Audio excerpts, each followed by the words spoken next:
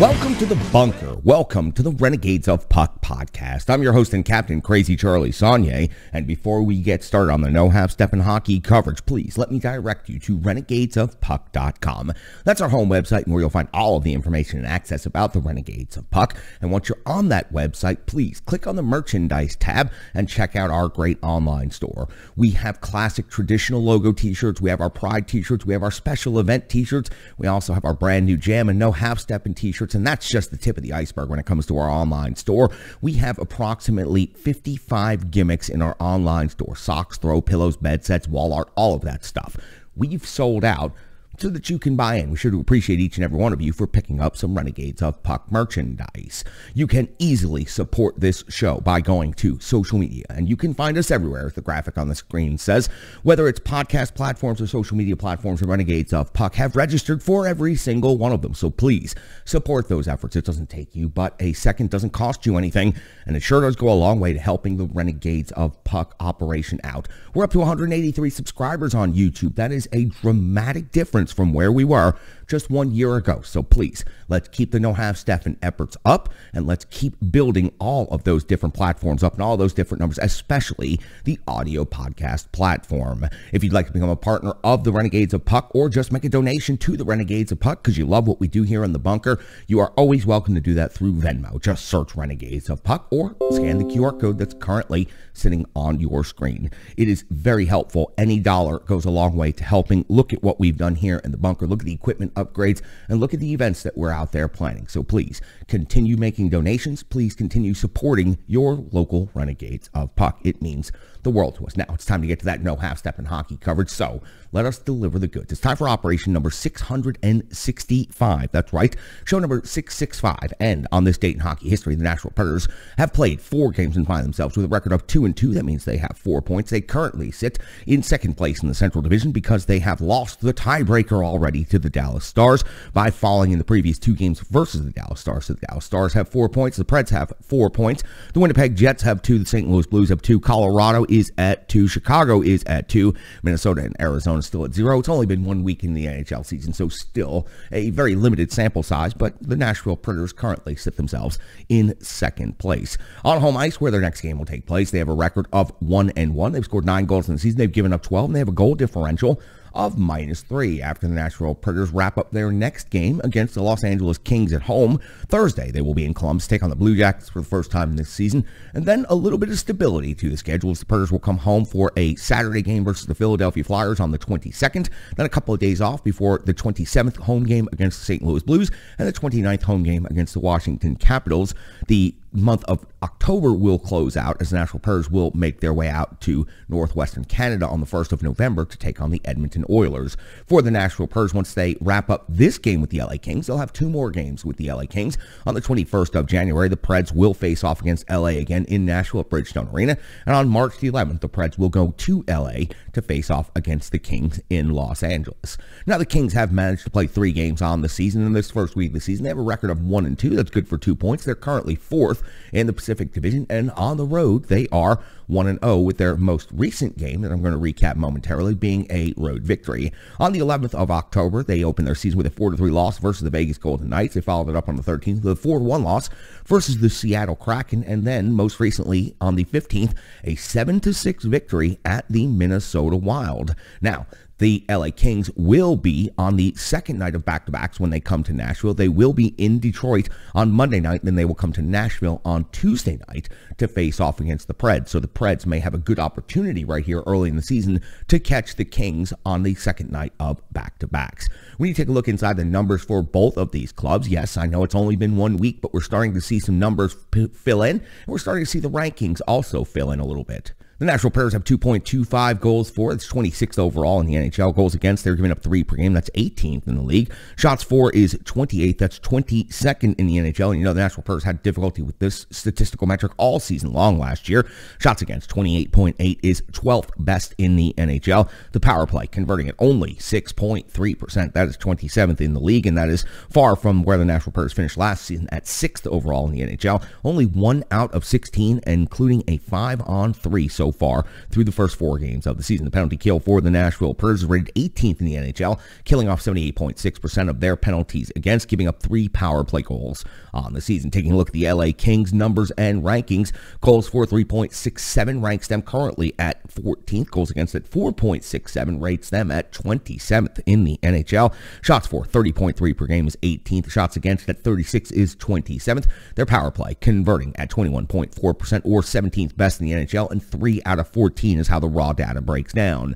The penalty kill is giving up 5 power play goals against, rating them 25th in the NHL, killing off 70.6% of their penalties against. Take a look at the individual stats. Of course, every NHL team has a number of otherworldly players, and the LA Kings are off to a very good start for only playing 3 games. Kempe really emerged in the season last year, 3 goals and 1 assist for 4 points. Iafallo's at 2-2 for 4. Velarde's at 2-2 for 4. Anze Kopitar, who always plays good against the Nashville Predators, 4 assists on the season for 4 total points. And former Nashville Predator Kevin Fiala has a goal and 2 assists already for 3 points. Not knowing what the rotation is going to be for netminders, I'm going to give you the numbers for both on the LA Kings. Jonathan Quick, who Nashville Predators fans and every NHL fan knows has been in the league for quite some time, has been one of the premier netminders in the NHL. Quick is 0-2 on the season with a .903 save percentage of 3.58 goals against average. Peterson is 1-0 with the most recent victory coming in Minnesota, a .829 save percentage and a goals against average of 6, but still has a victory. That's what a small sample size can look like sometimes. On the stats ledger on the side of the Nashville Predators, Nino Niederreiter continues to lead the team in scoring, now with 4 goals, 0 assists, 4 points. Eeli Tolvanen a goal and 2 assists for 3 points. Ryan Johansson a goal and 2 assists for 3 points. Mikael Granlund has 3 assists for 3 total points. Forsberg's at 1-1 for 2. Duchesne is at 1-1 for 2, and a couple of others are also at 1-1 for 2. UC Saros and net 1-2 and .889 save percentage, a 3.08 goals against average. Now listen, I know it's only been 1 week, but frankly, those numbers are not very good, and we've had a problem in the past with UC Saros having slow starts at the beginning of the season. Hopefully this is not a trend that's going to continue, and the ship will right itself immediately, because for the Nashville Predators, the next 3 games are going to be very difficult. Columbus, Philadelphia, St. Louis. That is not going to be easy, including one of those going on the road. So for the Preds, they got to turn some of these statistical metrics going in the right direction, but we're only 4 games into the season, and I tend not to, or at least try not to be, overly critical till about the 10-game mark, and well, then the floodgates open and I'll start giving them the business. But you got to give teams a little bit of time to adjust, teams a little bit of time to develop, and for some players, you just got to give them a chance to catch up to the speed of the NHL. I have no doubt the Nashville Predators are going to right the ship after this 2-game loss and get themselves going in the right direction. Let's get into it. Let's talk about what happened in the most recent game, and let's start talking about how the Nashville Predators can turn this thing around.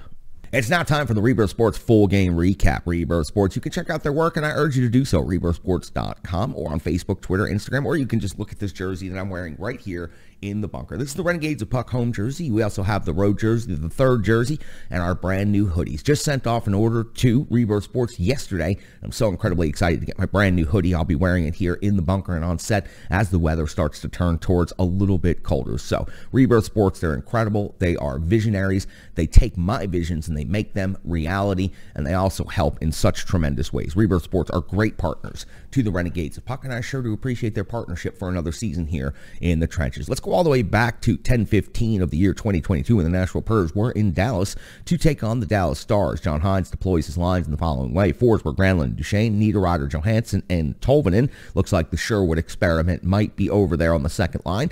Trennan, Sissons, and Smith, Glass, and Sanford gets his first opportunity of the season for the Predators. Yossi and Carey on D, McDonough and Ekholm your second pair, and Luzon and Fabro are your third pair. UC Saros gets the start in net. We go to 1:26 of the first period, and UC Saros has a save on Dellandrea, first of the game, 2:01. Ottinger comes up with a save on McDonough from the high slot, trailing the play. That's the first shot for the Nashville Predators. 3:30 of the first period, Fox is off to the box, 2 minutes for interference on Trennan. Unfortunately for the Nashville Predators, it's Rupe Hintz scoring the shorthanded goal on the breakaway, his first of the season. He goes blocker side high for the finish, giving the Dallas Stars a 1-0 lead early in the first period over the Nashville Predators. Glass is now off to the box, 2 minutes for hooking. That makes it a 4-on-4 for all of 2 seconds. Saros comes up with a save on Ben on the 5-on-4, and then Saros comes up with another save on Sagan at the back door, probably his best save of the game. 8:49 of the first period, UC Saros comes up with a save on Pavelski from the slot. At 13:22, Ottinger comes up with a save on Carrier, and we head to the end of the first period. The Dallas Stars hold a 1-0 lead.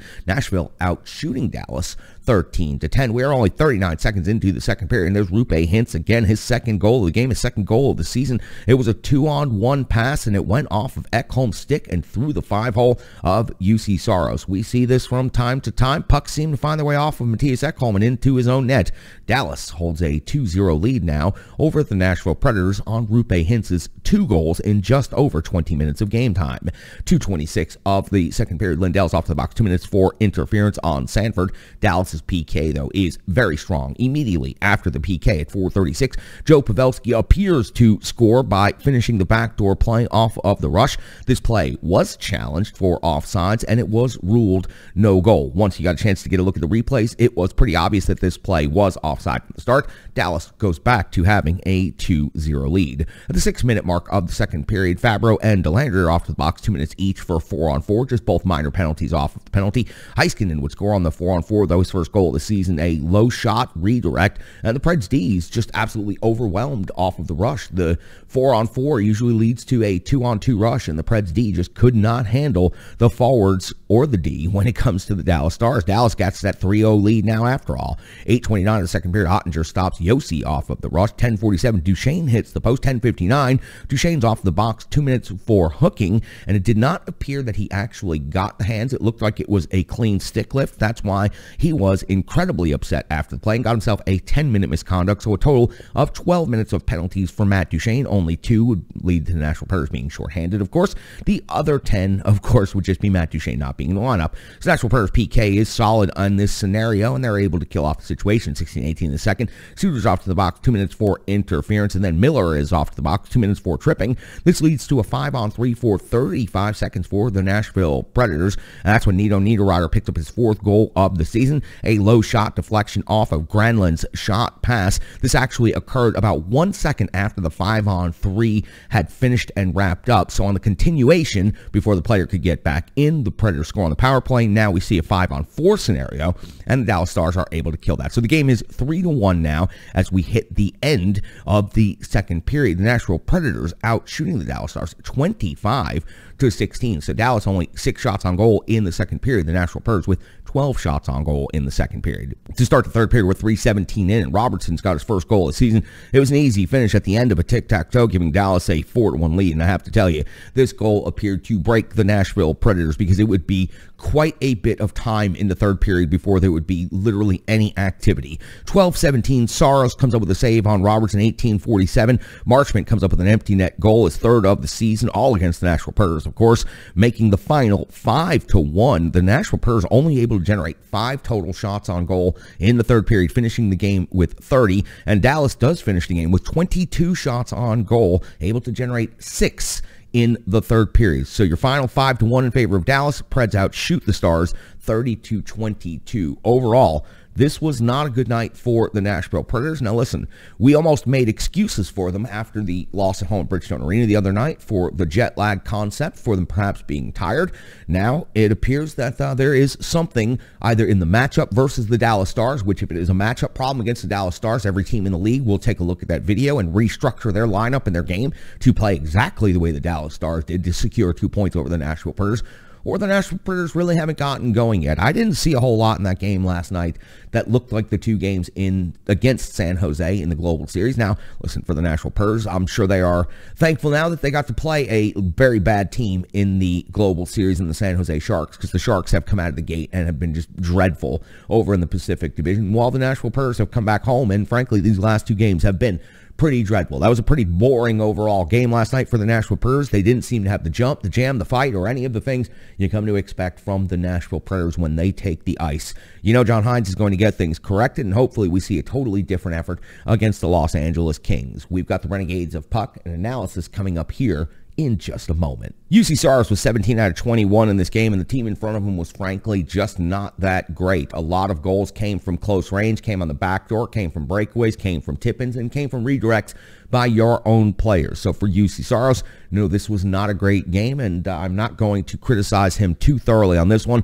but 2 games against the Dallas Stars, 2 losses against the Dallas Stars, 17 out of 21, and the numbers just frankly not looking very good for UC Saros yet on the season through 3 games, 1-2, .889 save percentage, 3.08 goals against average.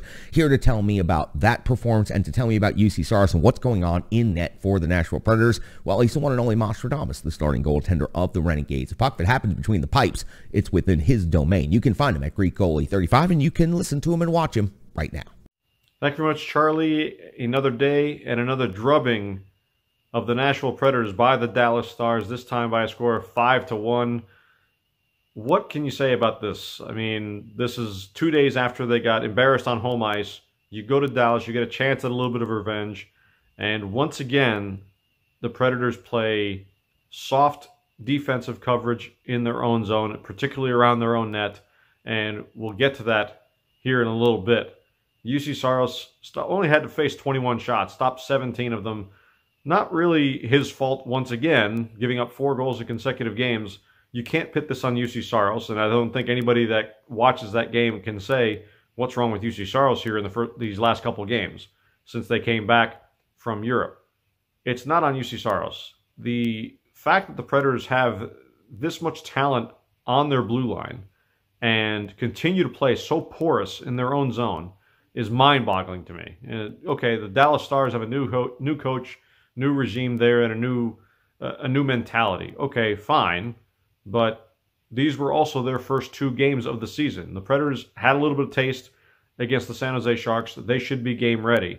I know I used possibly a little bit of excuse on Thursday night where the time change may have had something to do with it, but we are way past that at this point. Let's start with the goals allowed. The first one, shorthanded goal by Roope Hintz. Seems like Roope Hintz has 50 career goals against the Nashville Predators as young as he is. He has lit them up throughout his young career already. Breakaway, shorthanded. Heiskanen comes off the bench and just gets a piece of Roman Jossi's is about to release a shot. Jossi is off balance, of course, about to release it. He goes down. People may have been calling for a penalty. It was not a penalty. Not one Predator looked at the referee looking for anything. Clean takeaway. They go the other way. Roope Hintz bar down on UC Saros high blocker side again to take the 1-0 lead. So shorthanded breakaway against Nashville. You can't really put that on UC Saros. Second goal, also Roope Hintz, his second of the game. Fluky goal, we understand that. He tried to make a pass across the ice. But again, it was a 2-on-1 opportunity. Why was it 2-on-1? Ryan McDonough turned it over at the blue line and could not get back in time. Of course, 2-on-1. Hintz tries to pass it across, goes off the shaft of the stick of Matthias Ekholm and goes 5-hole on UC Saros. And that's the only one really Saros probably would have liked to have back. It is an odd opportunity. Of course, he was reading the play correctly. He was going right to left. That opens up his legs. Hence, goes off the shaft, goes in between his legs for the goal. Again, could he have saved it? Yeah, possibly. But he was trying to close up the pads as quick as he could. But again, he's expecting a pass right to left to make a save that way. The third goal, on the rush. And this became a trend in Game 1 versus Dallas. Poor coverage on the rush against you. Ryan McDonough, lack of awareness on this play. No idea what he was trying to guard, who he was looking at to try to pick up defensively on this rush the other way by the Dallas Stars. But he was guarding air. Let's be perfectly honest. Yes, there was a forward crashing towards the front of the net, but you had a forward picking him up. There was a guy on top of him. You didn't need to pinch in tight against him. Heiskanen was behind him, unmarked. He was the man that had the most danger against the Nashville Predators on this rush. And sure enough, it's an easy tap-in goal. Just a complete lack of awareness on Ryan McDonough. And I love Ryan McDonough, being a longtime Rangers fan. I know what he brings to the table, and I like the acquisition of Ryan McDonough. But in this play, just unacceptable defensively by Ryan McDonough. And the fourth goal, much the same. His defensive partner, Matthias Ekholm. I have said in the past, Matthias Ekholm is the most complete defenseman on this Nashville Predators roster. And that's a roster that consists of Roman Josi, at the time PK Subban, at the time Ryan Ellis. And I said Ekholm, as far as offensive skills, defensive skills, physicality, everything that he brings to the table is the most complete guy they have. He was awful tonight. There's no two ways about it. And it really came to be on this last goal, giving up really the backbreaker when the Preds were only down 3-1 after 2 periods, deserved to be down about 6-1 at the time, but they were still in it somehow. Dallas rushed the other way, 3-on-3. It's not as if it was an odd man rush again. Same thing, 3-on-3 across the blue line, and he just keeps backing up, and he gives Jason Robertson a one-time opportunity from about 15 feet away from the net. I don't know why he was backing up and made a very weak poke at the puck when the pass was coming across, but he has to be better than that. You just got a massive extension contract. You are the Predators' potentially really the second best defenseman on this team. You've got to be better than that. That was abysmal defensively by Matthias Ekholm and Ryan McDonough tonight. You saw after that play, Matthias Ekholm actually went down to the third pairing with Jeremy Lauzon. So that tells you that that was not unnoticed on the Predator bench with the coaching staff. He got demoted to the third pairing for quite a while, actually, in that third period. So once again, the Nashville Predators, very soft in front of their own net. That is not the Nashville Predator mentality, particularly with somebody head coaching like John Hines, who loves controlling the middle of the ice, loves being physical, and loves making teams pay for every inch of the ice around their net. And the Predators absolutely failed in that attempt for the second straight time against division rival Dallas. Next up for Nashville, a couple days off before they go out to Los Angeles to play the LA Kings. Former Predator Kevin Fiala, Victor Arvidsson, a couple of familiar faces out there for Nashville to try to get back on track. 0-2 against the division, 2-0 against the Pacific Division. Of course, the first 2 games against San Jose. Predators, they need to figure some things out very quickly to get back to their winning ways. I know it's early in the season. It's only 4 games in. A long way to go this season.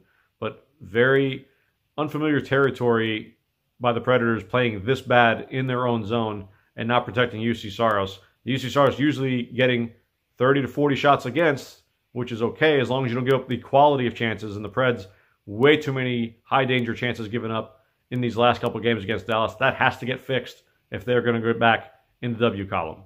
Charlie, back to you. He's the one and only Nostradamus. He's been the starting goaltender of the Renegades of Puck for many, many years, and I absolutely trust his opinion and analysis when it comes to what's going on in between the pipes in the world of the NHL and the Nashville Predators especially. Appreciate you, Mosh, for jumping in the trenches right there and discussing what's going on with the UC Saros and the Nashville Predators net mining situation at this time. Let me tell you about an incredible partner of the show, Strong Style Fitness. You can check out Strong Style Fitness's work by going to strongstylefit.com. Facebook, Instagram, Twitter, those are easy ways you can find out more about Strong Style Fit, a certified personal trainer that has 150 workouts posted completely for free on a YouTube page to help get you Renegades up, moving, and motivated. No matter your fitness level, if it is your first step off of the couch or you've been long down the trail of your journey into fitness, there is a workout that's crafted and catered just for you. Some have weights, some don't. It depends on what you're looking for. 150 completely different workouts, all posted for free to help get you moving. That's how great a partner Strong Style Fitness is to the Renegades of Puck. Personal training is incredibly expensive out there, and so is everything else in this day and age. So take advantage of this opportunity. A free personal trainer that's offered you a start to your fitness journey or a continuation.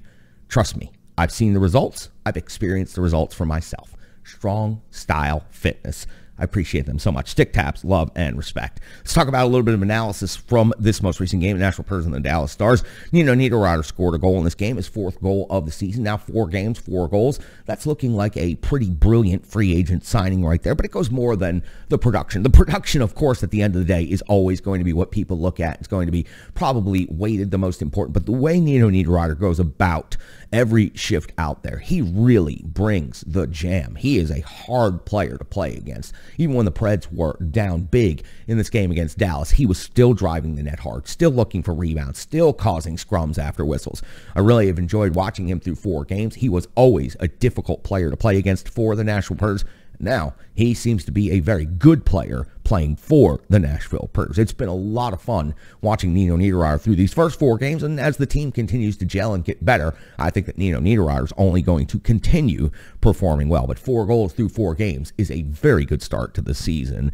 I guess the Sherwood experiment is over. He was not only not on the 2nd line last night, he was not on the 4th line in that game last night. It was his first healthy scratch since making the team out of training camp. Now he went from 2nd line superstar and wonder in game 1 of the season to dropping down to the fourth line, getting the least amount of minutes in Game 2, to getting the least amount of minutes on the fourth line in Game 3, to not playing at all in Game 4. Now, I think that Sherwood is a very good prospect and potentially a piece for the future. And with the way the NHL goes, there are always going to be injuries. So if Sherwood can keep his mental focus and keep his positive streak going, and then he will get opportunities to come back and play for this Nashville Predators team. But right now, as of 4 games in, it looks like the Sherwood experiment that we were having so much fun with after Game 1 is apparently over for now. And the defense, are there problems on the defense? Is it taking McDonough and Ekholm a little longer to adjust to each other? After the first game, it looked like things were going to go totally smooth with that pairing, but now we've seen McDonough and Ekholm make a couple of mistakes lately. We've seen Dante Fabra make a couple of mistakes, and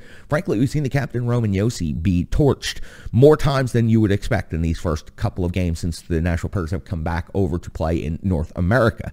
So the D is right now going through a little bit of an issue. They need to tighten things up, and I have no doubt that they are going to. Again, in the first 10 games of the season, I'm willing to be a little bit more lenient and give a benefit of the doubt a little bit more often.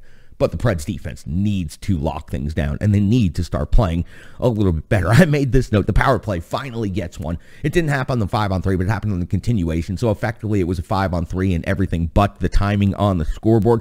It doesn't matter. The Preds needed to break through and need to get a power play. And hopefully, now going into the next game, they can relax a little bit, stop gripping the stick so hard, and get back to work. That first unit's looked very good. They've just not been able to put the puck in the net. The construction of the second unit, I really like Tanner Jeannot getting some opportunities to be out there on the power play. All of that is excellent. They just need to start putting the puck in the net. And we saw during the broadcast last night, assistant coach Dan Hinote actually mentioned during the game that the Preds might be gripping the sticks because they're trying a little too hard, that maybe what they really need to do is just take a deep breath and start playing hockey. Dan Hinote is a very good and very honest assistant coach for this team, and I always appreciate his very brief but very, very good appearances when it comes to the television broadcast. So the power play finally gets one. Let's find out what Chauncey Smith has to say about all of the analysis from the game last night. He dropped this report into the drop box for me late last night after the game, after he did his breakdown analysis. Remember, Chauncey Smith has a new Twitter handle this season, so you can find him at SCSNSH, at SCSNSH. A to Z Sports is his outlet. You'll see the bug right up there in the right-hand corner, and you can listen to Sean right now talk about all things Nashville Predators on Renegades of Puck. Thanks, Charlie. Hey, Renegades, look, not exactly the result anybody wanted unless you're a Stars fan, and if you're a Stars fan, you still probably wouldn't want to hear that god-awful goal song that many times on any given night, but still, here we are talking about another Preds loss, and you know, I really want to try to focus on the good right now. It's the beginning of the season. Things are still fresh. And so one of the bright spots, I think, so far this season, we have already talked about Eeli Tolvanen, is Nino Niederreiter. Now, Niederreiter came to the team after the end of his contract with the Carolina Hurricanes, and I myself became very, very familiar with Niederreiter's work as the Predators played the Hurricanes about 6,000 times during the abbreviated COVID season that happened after the initial outbreak. And I tell you what, Niederreiter was one of those players that really got under my skin as someone watching the game. And I think Preds fans probably had seen just about enough of Niederreiter in a different jersey by the time his contract was up. So here's the thing. Now that he's in a Predators jersey, he is immediately finding chemistry with his line mates. And he's been paired with his former WHL Portland Winterhawks teammate Ryan Johansson as his center, and it looks like they've settled on Eeli Tolvanen playing with that duo to make it a trio, and things have been pretty good. Now, that doesn't mean the team won the game or scored more than one goal, but guess what? Who tipped that goal in? It was Nino Niederreiter, bringing him to a team-leading 4 goals on the season, and currently on pace, and I know I'm not Brian Basson with stats here, but currently on pace for 82 goals this season. Now, that's a pretty great start. It's pretty exciting stuff. And honestly, the thing I like about Niederreiter, I want to talk about what I think he does very well. And it's 2 things. One on the ice, one off the ice. On the ice, he's very good at getting in front of the net and getting to the areas he needs to get into. He's good at finding places to get that stick to deflect pucks in when they're shot from outside. And he's also just good at being a pest on the ice. I think he's a little more subtle than, say, someone like Nick Cousins was, but he gets under people's skin pretty well. So if you were worried about losing that agitator aspect when losing a player like Nick Cousins, don't worry. I think it's back, and I think it's come with improved offense in Nino Niederreiter. Let me talk about Nino Niederreiter off the ice. It seemed kind of interesting to me that Roman Josi played such a heavy hand in getting him to the Nashville Predators because, of course, as his fellow countrymen, they respect each other quite a bit. And, the small fraternity that is Swiss hockey players obviously have a different kind of relationship because of playing together for their national team and things like that. Plus, when you know another guy that is from your country, and it's not a large group of guys that are doing so, you kind of develop a camaraderie anyway. But it's very interesting to me that because of his friendship, or maybe not because of his friendship with the captain, he's demonstrated some very good leadership. And I noticed this immediately just in watching the way he interacts with people on the team. But I also want to say this. After tonight's loss, when he had his post-game media availability, he said, and I'm going to read it here, he said, "We've got to find a way to be more tenacious and be better." Now, that's true. You always get guys talking after games. They're always going to say something, "Oh, we got to be better. We got to be more tenacious." But here's the thing that I think is really interesting to hear coming from a player who's brand new to the team. He's played 4 regular season games with this group, and he's already saying the next part, which is, we've got to demand more from each other. Now, when you have a new player come in, new to the team, not a part of the system, familiarity with a couple of guys, but pretty heavy competitor against the rest of the team for a long time, coming in and saying, we've got to demand more from each other. That tells me that he's already got command of the room and respect of his teammates. And that's something I think that you're going to see build as the year continues. He's obviously a voice. He's obviously someone that the players listen to and respect. And he also gets the job done on the ice. So Nino Niederreiter, for me, is the big bright spot after tonight's loss. And Charlie, that's all I got, and I'm going to send it back over to you. He's the one and only Sean C. Smith. You can find him on Twitter at SCSNSH. Remember, and I remind you again and again, that is a brand new Twitter handle for Sean. He's also on A to Z Sports now, which is a different outlet than he has been on from previous seasons that he's been a correspondent here on Renegades of Puck TV. So Sean C. Smith is the best, and I sure do appreciate him staying up late last night and breaking that game down for me and sending in that report. Stripe Digital Solutions is another incredible partner of the Renegades of Puck. Check out their work, of course, by going to stripedigitalsolutions.com, but you don't have to go to a website to check out Stripe Digital Solutions and their work. Take a look at the logo on the wall behind me. Take a look at the crest on the jersey that I'm wearing right now. Take a look at renegadesofpuck.com, all of our social media, our brand building, all of that. All of that comes through the assistance and guidance of Stripe Digital Solutions. The way the world and the way small business works nowadays, you cannot exist and you will not be found if you do not have a competent, and by competent, I mean an otherworldly partner in the digital world. Believe me, Brandy has changed the direction of the Renegades of Puck and taken us from having just a handful of subscribers to helping us get closer and closer every day to achieving the goals that we're trying to achieve right here. She can do that with your small business as well, or your large business. Trust me, some of your digital partners out there may have big names, may have bigger budgets, but they do not have the work ethic, nor do they have the vision that Strong Style Fitness has, frankly, or that Stripe Digital Solutions has. They're both great partners, but I'm talking about Stripe Digital Solutions. Check out Brandy's work right now. You can see it everywhere with the Renegades of Puck, and we sure are appreciative of having such incredible partners in the trenches with the Renegades of Puck. Stick taps to both of you. Sure to appreciate you. Listen, we got to talk about the box score, and there's not a lot in the box score. We talk about Nino Niederreiter scoring goals, 4th of the season. It was the only goal of the game for the Nashville Predators. Second game in a row where we only get to talk about 1 goal being in the stat sheet, and assists only 1. Ryan Johansson picks up 1 assist in this game. Shots on goal, your leader was Roman Josi with 4. Matthias Ekholm had 3. Cody Glass had 3. By the way, welcome back to the lineup, Cody Glass, from his illness. When it comes to block shots, Eli Tolvanen had 5, and I thought was tenacious out there on the second line. Also, when it comes to hits in the physical category, honestly, it was not nearly as physical a game as I would expect between the Nashville Predators and the Dallas Stars. Nino Niederreiter not only scored the only goal in the game, but he also co-led the team in hits with 4, and Philip Forsberg also had 4. That's not something you want to be seeing at the end of the night. Your first line winger and your second line winger leading the team in hits when you have guys like Janot and you have guys like Sissons out there in the lineup. So for the Nashville Predators, it just simply wasn't as physical a night as it would have been. As a matter of fact, the D-Corps only registered 1 hit for the full 60 minutes of this game. And frankly, I think we all know That's just not good enough, especially against a team like the Dallas Stars. Time on ice leaders, it is absolutely no surprise to see Mikael Granlund at 20 minutes, 10 seconds, led all forwards in total time on ice skating. As a matter of fact, you look, the numbers were very balanced in that game. John Hynes clearly did not have the confidence in any one line over the other. All four lines were putting up a mediocre performance. And of course, leading the team in total time on ice, Roman Josi at 25-37. Both of those players lead the time on ice categories almost every night of the season. And for Mikael Granlund, what an incredible turnaround from a guy under Peter Laviolette that couldn't do anything right to a guy under John Hynes who's now a first-line center and could possibly be in the running for a Selke trophy here this year, next year, or sometime soon. He has been converted from a winger that was supposed to put up points to a center that can do everything and play in all situations. Watching Mikael Granlund night in and night out, it is simply incredible. I really, really, really enjoy watching him play. All right, since there were no numbers, I want to talk about Mikael Granlund for a second. Their UC Stars went 17 out of 21 in this game. We've already talked about that. That wraps up the box score numbers right there presented by Stripe Digital Solutions. That means it's time to kick it over to the analytics desk and find out what some of these numbers mean. He's the one and only Brian Baston. You can find him on theforecheck.com. You can find him on Twitter at Brian Baston. You can always find his work in the digital realm. He's got the numbers you need to know and the charts you need to see from ontheforecheck.com. He's the one and only Brian Baston. Thanks a lot, Charlie.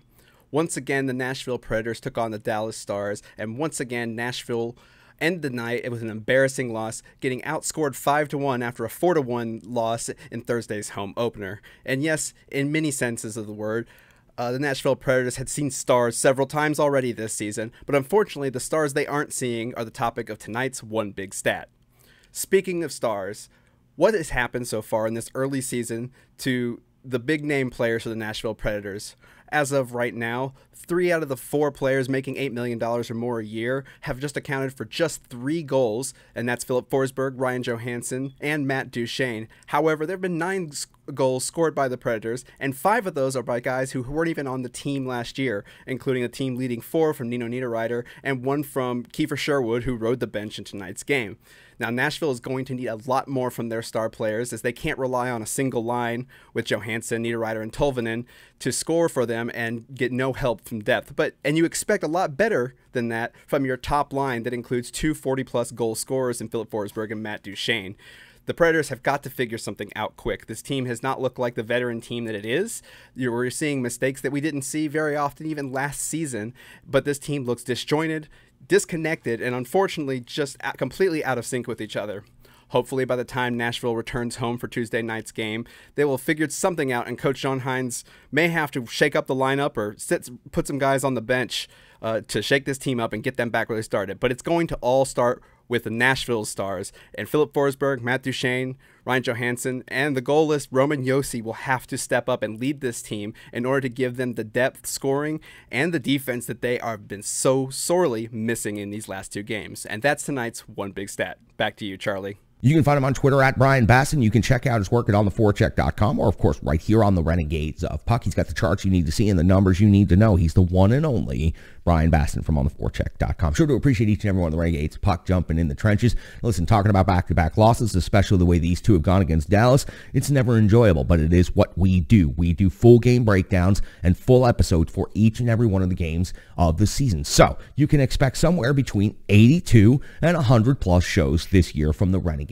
of Puck. It was more enjoyable talking about the Preds winning those back-to-back games in the Global Series over the San Jose Sharks, but now losing the back-to-back games against the Dallas Stars has not been incredibly enjoyable. The Preds have to turn some things around. They have to start playing a lot better, and they have to play a much better game than they have against the Dallas Stars. Now, the Dallas Stars, maybe it's a bad matchup for the Preds, but that makes no difference. There's going to be good and bad matchups all season long. The league is a very, very wide variance of places and styles and players and skills and all of that. So the Preds need to go back more to the Wooden theory, play their game, and make the other team come after them. The Preds simply have not done that at any point in time against the Dallas Stars in these last 2 games. Again, is it something to worry about? No, not yet. It's only 4 games into the season. The Preds are 2-2. They have 4 points. They're tied for first place. That's not a big deal at this point. But you just did lose 2 division games to a team that was a playoff team and a team that you competed with directly for those final playoff spots all last season up until the final minutes of the season. So the Dallas Stars have done an excellent job starting their season off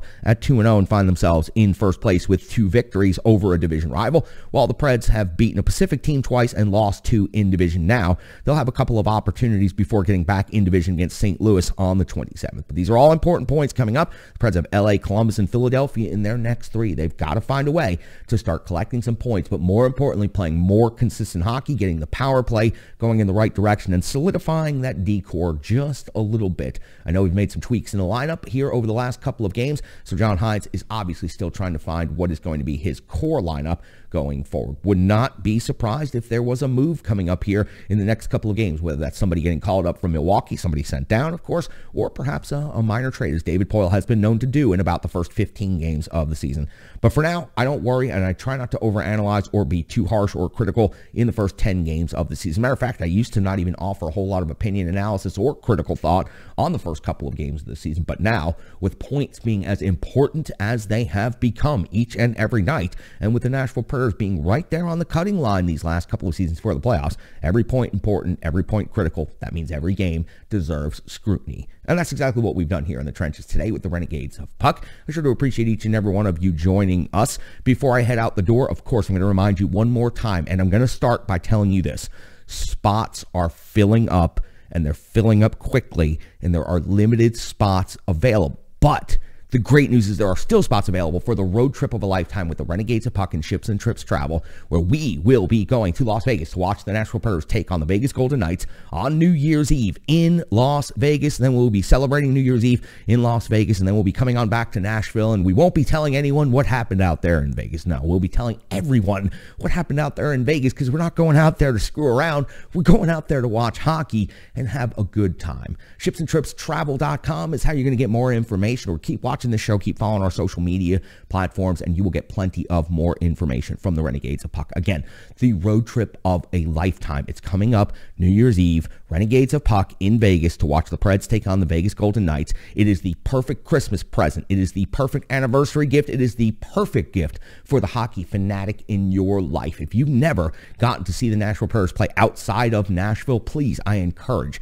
get a ticket and come along for the ride and the journey. You'll have plenty of friends with you, and it'll be the perfect experience to go on out to an amazing city like Las Vegas on New Year's Eve to watch the Preds take on the Golden Knights. Please, I hope you join us. It's going to be a riot of a time, and we're going to truly, truly have a lot of fun. This is just the beginning of what's going on between the partnership for the Renegades of Puck and Ships and Trips Travel. So appreciate each and every one of you. Alti, I handled the commercial on this one. You ain't got to worry about a thing. He got a little bit too much into the Hilltopper sauce yesterday, as his Hilltoppers defeated my Blue Raiders. Yes, that's a local college football rivalry that means nothing to the show, but I did tell him if his team defeated my team that I would mention it in his segment and even give him the day off. I handled the plugs, Alti, and I handled the hype.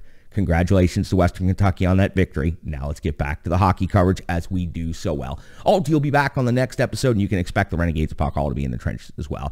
For Nostradamus, for Sean C. Smith, for Brian Baston, and of course for the ultimate one who didn't have to be on the show because I made a bet and lost, I'm your host and captain, Crazy Charlie Saunier. I sure do appreciate each and every one of you taking the time to support us and jumping in the trenches with the Renegades of Puck. Stick taps, love, and respect.